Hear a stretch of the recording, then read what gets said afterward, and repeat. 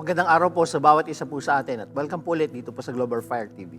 Ngayong araw po na ito pag-uusapan ho natin, patungkol ulit sa panalangin. What is prayer? Prayer is a habit that to be cultivated. Ang panalangin daw po ay isang bagay na hindi ginagawang checklist, hindi ginagawang isang parang trabaho, ngunit ang prayer po ay isang habit na kailangan po nating nakukultivate. Para ho mas maintindihan po natin kung ano ho yung habit na pinag-uusapan o paano ho natin ito makukultivate, gusto ko hong bigyan ho ito ng chance. Pag-usapan ho natin yung mga relasyon sa paligid ho natin. Pag-usapan ho natin yung magulang natin. Pag-usapan natin yung asawa nyo kung kayo po ay married. Pag-usapan ho natin yung mga anak nyo kung kayo po ay may mga anak. Pag-usapan ho natin yung mga kaibigan nyo. Ito ho mga relasyon po na ito, ang tanong ko ho sa inyo, tuwing kailan nyo sila kinakausap? Tuwing kailan nyo sila kinakausap? So yung technology po natin ngayon, napakadali na hong makipag-usap. Either you text them, you call them, voice call, or i-video call nyo. Ngayon, pag-usapan ho natin yung apat na relasyon. Magulang, asawa kung meron, anak kung meron, mga kaibigan. Tuwing kailan nyo ho sila kinakausap?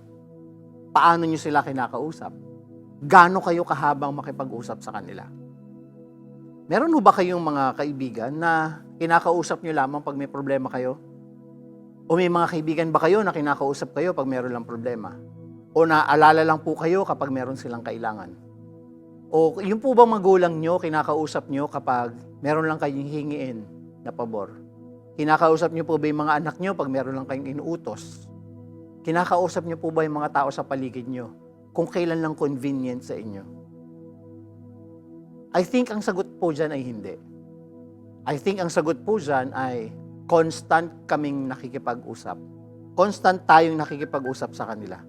Bakit ho yun yung point natin? Kasi ho, tayo ho, ang buhay po natin, nakukultivate yung relationship natin, lumalalim yung relationship natin, kapag nakikipag-usap po tayo sa kanila continually. Kapag ho tayo ay constant in communicating with them, being constant in being present doon sa kanila, mas lumalalim po yung relasyon natin sa kanila at nagiging habit na po natin. Kung papansinin niyo po, meron ho kayong mga kaibigan na as a habit, normal kayong nagte-text, normal nyo silang hina-update, normal kayong nag-uusap even in the middle of the day. Minsan kahit nasa trabaho nagte-text. It is a habit minsan na kapag uwi nyo, hinahanap nyo kaagad either nanay nyo, tatay nyo, asawa nyo, anak nyo. Or minsan, hinaharap niyo yung aso nyo. Nagiging habit. At kapag naging habit po natin ito, it means mas lumalalim yung relasyon natin sa kanila. Kung papansinin niyo, kung meron kayong habit of communicating with them, it's actually deepen your relationship with them. Alam niyo mga kapatid, yung prayer po ay parang ganon. Ang prayer po ay hindi po siya isang bagay na pagdating mo sa langit, ay itatanong ng Lord kung ilang beses ka nag-pray. Gaano kahaba ka nag-pray? Maganda ba yung prayer mo? Pangit ba yung prayer mo? Hindi po. Because yung prayer is just like that. When you are talking to God, you commune with the Lord, it's like you're texting God every single day. It's like you are video calling God every single day. Kapag po meron na tayong habit of prayer, nakukultivate po dito yung ating relationship sa Panginoon Diyos. Mas lumalalim. Yun ho yung gusto kong pag-usapan natin ngayon. Habit. Prayer is a habit that be cultivated. Bakit kailangan makultivate? Paano ito nakukultivate?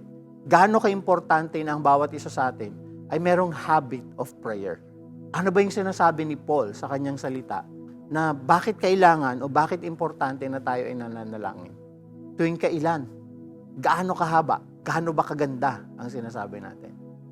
Samahan niyo po kami today sa pag-aaral po ng salita doon po sa 1 Thessalonians chapter 5, verses 16 to 18. Kasi pag-uusapan ho natin ngayon, bakit importante na tayo ay nananalangin?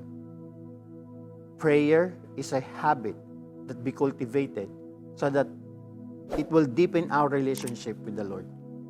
Katulad din ho yan ang relasyon natin sa mga tao sa paligid. Kailangan nagiging habit natin na nakikipag-usap sa kanila at hindi natin namamalayan, lumalalim ang ating relasyon sa kanila because the habit of communication. So join us today as we unpack the beauty of God, God's Word. Sinasabi niya po dito how to have a cultivated heart, how to have a prayer That is cultivated. Samahan niyo po kami dito sa Global Fire TV. Again, this is Pastor BJ. God bless all of you and have a good day.